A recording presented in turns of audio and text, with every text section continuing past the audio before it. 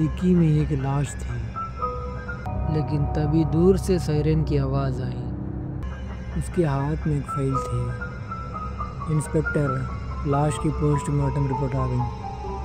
मृत्यु का समय आज रात 10 बजे और लाश की उम्र 32 साल, ठीक सूरज मेहरा की तरह। तुम्हारी कार के पास एक सीसीटीवी फुटेज मिला। मंदिर की सीढ़ियाँ चढ़ते वक्त सूरज को फिर वही छाया दिखी।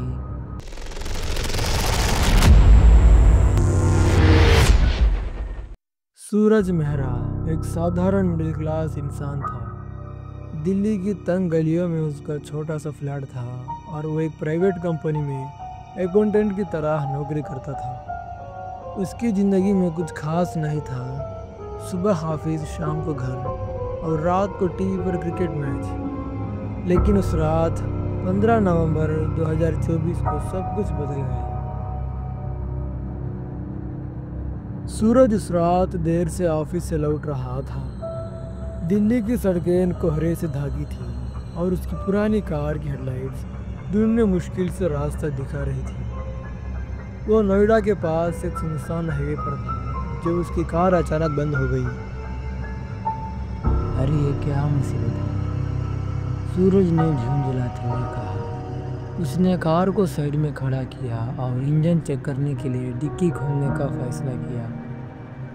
ठंडी हवा ने उसके चेहरे को छुआ और उसे एक अजीब सी बेचैनी महसूस हुई, जैसे कोई उसे देख रहा हो। उसने आसपास देखा लेकिन कोहरे में कुछ दिखाई नहीं दे रहा था। उसने डिक्की खोली और जो उसने देखा उसने उसकी सांस रोक दी। डिक्की में एक लाश थी। खून से सना हुआ चेहरा, फटे हुए कपड़े और आंखें खोली हुई जैसी वो अभी जीवित है। लेकिन सबसे डरावनी बात, उस लाश का चेहरा सूरज के चेहरे से हूबहू मिलता था। ये क्या है? सूरज के मुंह से बस इतना ही निकला। उसका दिल जोर जोर से धड़क रहा था। उसने कांपते हाथों से अपनी जेब में मोबाइल निकाला और टॉर्च ऑन की। रोशनी में उसने देखा कि लाश के गले पर गहरे निशान थे, जैसे किसी ने गले घूंट कर उसे मारा हो। और उसकी जेब से एक आईडी कार्ड निकला। सूरज मेहरा, उम्र 32, दिल्ली। सूरज को चक्कर आने लगा। ये मैं नहीं हूँ, ये मैं नहीं हो सकता।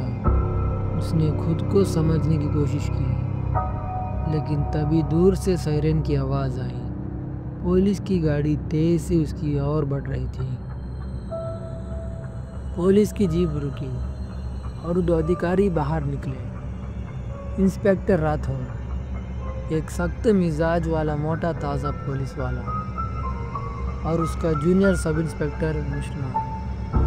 सूरज मेहरा, राठौर ने सख्त आवाज़ में पूछा। हाँ, मैं ही हूँ, सूरज ने हकलाते हुए कहा। तुम्हारी कार की डिक्की में क्या है? राठौर ने सीधा सवाल किया। सूरज का गला सूख गया। मुझे नहीं पता, मैं अभी भी देखा ये लाश। राठौर ने डिक्की की ओर देखा और एक कांडी नज़र सूरज पर डाली। तुम्हारी लाश तुम्हारी कार में, अगर तुम जिंदा खड़े हो, मजाक मत करो सूरज। मैं मजाक नहीं कर रहा, सूरज चिल्लाया। मुझे नहीं पता ये लाश कहाँ से आई। ये मेरा चेहरा हो सकता है, लेकिन ये मैं नहीं। राठौर ने हंसी में कहा, चलो तने चलते हैं, वहाँ सारी कहानी सुनेंगे। सूरज को ज़बरदस्ती से जीप में बिठाया गया। उसका दिमाग सम था। पुलिस को कैसे यकीन दिलाएगी वो बेगुनाह है?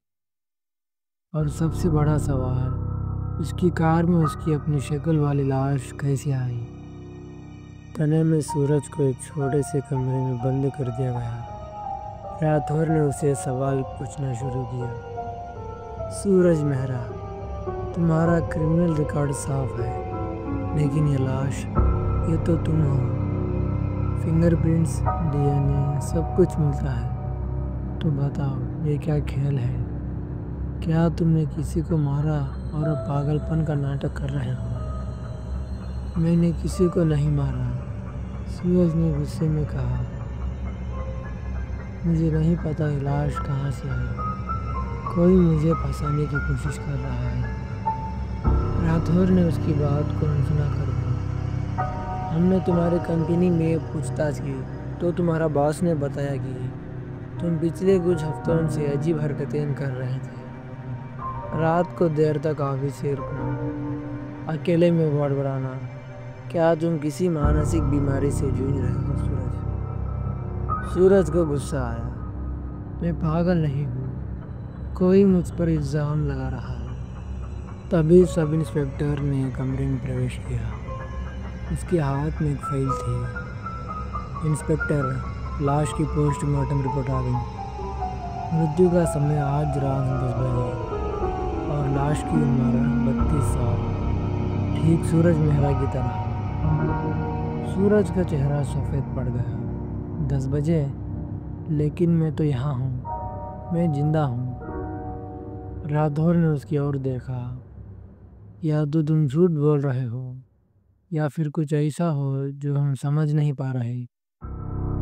सूरज को हवालात में बंद कर दिया गया। रात गहराती जा रही थी और ठंडी हवालात की दीवारें उसे और डरा रही थी। उसने अपनी जेब में हाथ डाला और उसे एक पुराना लॉकेट मिला। उसकी माँ ने दिया गया, जिसमें एक छोटा सा हनुमान चालीसा का पन्ना था। उसने उसे कसकर पकड़ा और प्रार्थना करने लगा। तभी हवालात की दीवार पर एक छाया दिखी। सूरज ने चौंकने हुए देखा। छाया उसकी अपनी थी, लेकिन उसका चेहरा वैसा ही था जैसे डिक्की में लाश का था। खून से सना, आंखें खोखली। के कौन हो तुम? सूरज ने डरते हुए पूछा। छाया ने कोई जवाब नहीं दिया, लेकिन उसकी आंखें सूरज को घूर रही थी, जैसे वो कुछ कहना चाहती हो। तभी हवालात का बल्ब झपकने लगा और एक ठंडी हवा कमरे में बहने लगी। सूरज ने चीखने की कोशिश की, लेकिन उसकी आवाज़ गले में अटक गई। अचानक छाया गायब हो गई। बल्ब फिर से स्थिर हो गया। सूरज का दिल अभी भी धड़क रहा था। ये क्या है, भूत या मेरा वाहम? उसने खुद से पूछा। सुबह होते ही सूरज को फिर से पूछताछ के लिए बुलाया गया, लेकिन इस बार राठौर का रवैया थोड़ा बदला हुआ था। सूरज, हमें एक और सुराग मिला है। तुम्हारी कार के पास एक सीसीटीवी फुटेज मिला। इसमें तुम्हारी कार रात को 9 बजे एक सुनसान गली में पार्क करते हुए देखा गया, लेकिन ड्राइवर का चेहरा वो तुम्हारा नहीं था। सूरज को थोड़ी राहत मिली। तो मैं बेगुनाह हूँ, कोई और था। राठौर ने कहा, हाँ, लेकिन बात इतनी आसान नहीं थी। फुटेज में वो शख्स तुम्हारी तरह दिखता था, बिल्कुल तुम्हारा चेहरा, तुम्हारे कपड़े, लेकिन उसकी आंखें काली थी। इसे कोई इंसान नहीं, बल्कि क्या? सूरज ने डरते हुए पूछा। कुछ और, राठौर ने धीमी आवाज में कहा। सूरज को जमानत मिल गई, लेकिन पुलिस ने उसकी कार जब्त कर ली थी। वो अपने फ्लैट पर लौट आया, लेकिन अब उसे हर पल डर लगने लगा। क्या कोई उसका हमशक्ल था या कोई अलौकिक शक्ति उसे परेशान कर रही थी? उसने अपने दोस्त राहुल को फ़ोन किया। राहुल एक पत्रकार था और रहस्यमय कहानी को सुलझाने में माहिर था। सूरज ने उसे सारी बात बताई। राहुल ने गंभीरता से कहा, सूरज, ये कोई साधारण मामला नहीं था।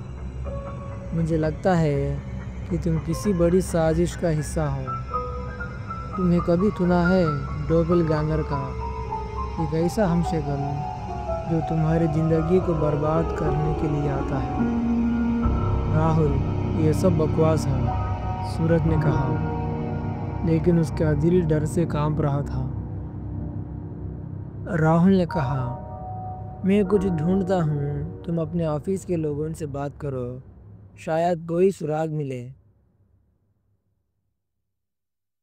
सूरज ने अपने ऑफिस के सहकर्मी प्रिया से बात किया। प्रिया ने बताया कि पिछले कुछ हफ्तों में सूरज का व्यवहार अजीब था। तुम रात को ऑफिस में अकेले रहते थे और एक बार मैंने तुम्हें किसी से फ़ोन पर बहस करते हुए सुना। तुमने कहा था कि मुझे अकेला छोड़ दो वरना मैं तुझे मार दूंगा।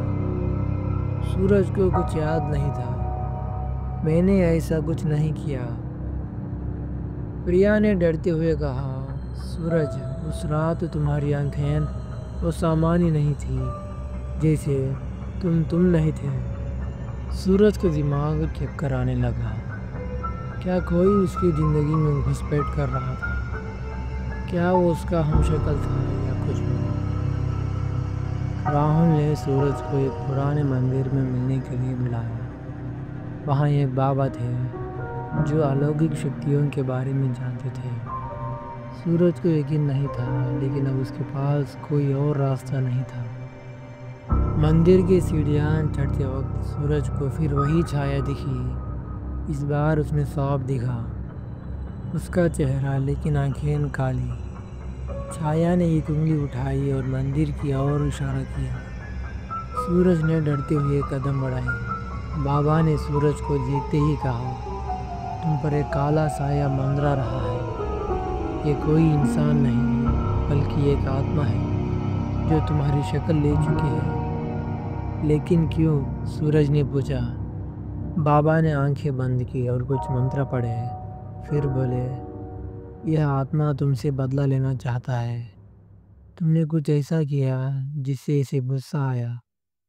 सूरज ने डरते हुए कहा, मैंने तो किसी का कुछ भी नहीं बिगाड़ा। बाबा ने गंभीरता से कहा, आत्माएं झूठ नहीं बोलते। तुम्हारा कोई पुराना पाप तुम्हें सज़ा दे रहा है। सूरज को कुछ समझ नहीं आया। उसे अपनी ज़िंदगी के बारे में सोचना शुरू किया। क्या उसने अनजाने में किसी को ठेस पहुंचाई थी? राहुल ने सूरज को बताया कि उसने एक पुरानी फाइल खोजी। सूरज की कंपनी में एक कर्मचारी अजय कुछ साल पहले रहस्यमय तरीके से गायब हो गया था। अजय और सूरज के बीच एक पुरानी दुश्मनी थी।